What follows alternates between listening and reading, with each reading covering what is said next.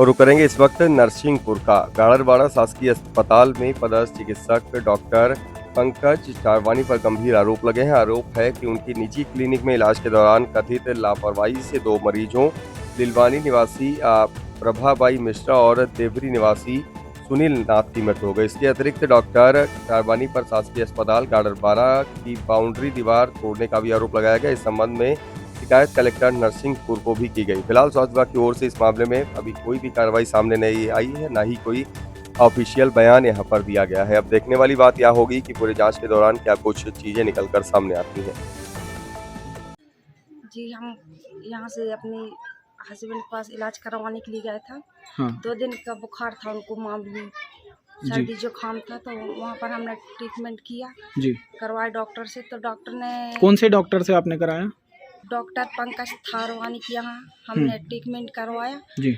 और जब उन्होंने ट्रीटमेंट किया तो दवाइयाँ उतनी समय उनको सही सूट हुई थी। इंजेक्शन दवाइयाँ दी, तुरंत वहीं पर उनको बाटल लगाए। बाटल लगने के बाद में हम वहाँ पर 5-10 मिनट रुके, और रुकने के बाद हम घर रिटर्न होने लगे। तो आधी दूर तक हम आए और हम उनको ठंड लगी जोर से।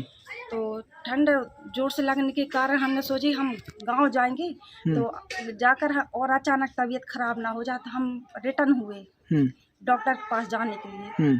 तो उन्होंने हम वहाँ पर जाकर संपर्क किए, तो डॉक्टर हमको नहीं मिले थे। तो वहाँ के काउंटर में जो बैठते हैं इंजेक्शन बॉटल, तो डॉक्टर से बातचीत करने के बाद काउंटर वाले ने बातचीत की, तो इंजेक्शन बोले उनको अच्छा।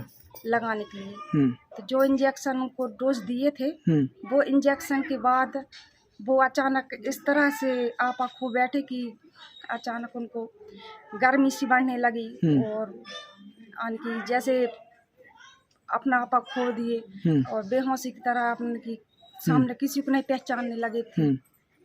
मतलब आपका आरोप है कि डॉक्टर ने जो इंजेक्शन उनको बताए, तुरंत ही 5-10 मिनट बाद तुरंत उनके कारण इंजेक्शन के कारण हाँ असर करने लगा था। हाँ, हम मतलब गलत असर हुआ और डॉक्टर मतलब जो पेशेंट था वो बेकाबू हो गया था। हाँ, बेकाबू हो गया था। हमको कुछ समझ में नहीं आ रहा था कि अचानक उनके साथ ऐसा स्थिति एकदम से ऐसी क्यों होने लगी। जी।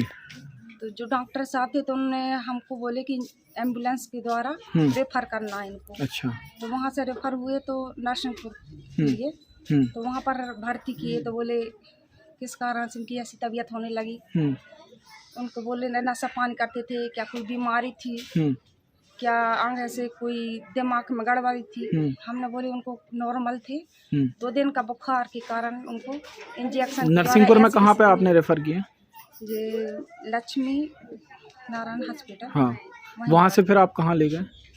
वहाँ से ट्रीटमेंट होने के कारण फिर डॉक्टर ने रिस्क नहीं लिए कि एकदम इतनी स्थिति गड़बड़ हो गई है कि बोले हम यहाँ पर उनको इलाज रखेंगे, लेकिन इसकी गारंटी नहीं ले पा रहे थे कि हम उनको ठीक कर पाएंगे। हमको वहाँ से फिर रेफर करना पड़ा। अच्छा, कहाँ ले गए फिर आप? हम वहाँ से नागपुर ले गए। वहाँ आपको क्या बोला गया डॉक्टरों के द्वारा? वहाँ पर जो इलाज था, ट्रीटमेंट था, तो उन्होंने बोला कि किस डॉक्टर ने किया है, जो इलाज हुआ था तो वो सही नहीं था। सही नहीं था, मतलब गलत इलाज किया है, जिसके कारण गलत आन के इंजेक्शन उनको इतना डोज दे दिए थे कि वो उनको सहन नहीं हुआ। तो अब आप क्या कहना चाह रहे हैं? ऐसा जो डॉक्टर के द्वारा किया गया, फिर आपने कोई डॉक्टर से बात करी है ये पंकज थारवानी से आके?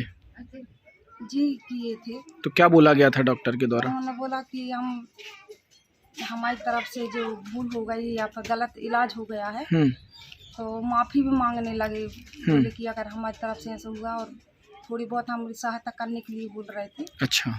तो जितना हमारा पैसा लगा है या फिर हम वो हुए हैं, परेशानी गई हमको, तो उनकी सुविधा के अनुसार वो बोलने लगे हम आपको जॉब दे देंगे। अच्छा, कहाँ पर नौकरी देने की बात कही थी? वो सरकारी हॉस्पिटल में बोल रहे हैं। सरकारी अस्पताल में? हाँ। फिर आपको कुछ नौकरी वगैरह आपको दी गई?